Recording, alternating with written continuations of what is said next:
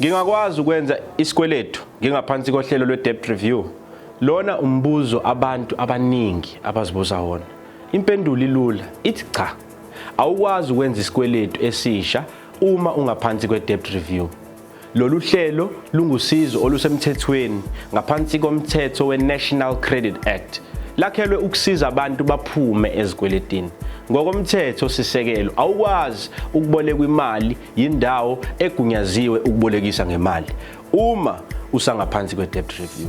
Lokho akusho ukuthi usuke sewu-blacklisted egameni lakho.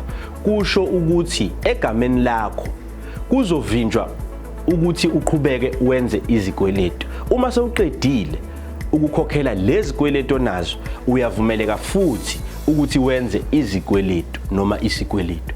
Uthola ithuba lokuqala kabusha ezikweletini.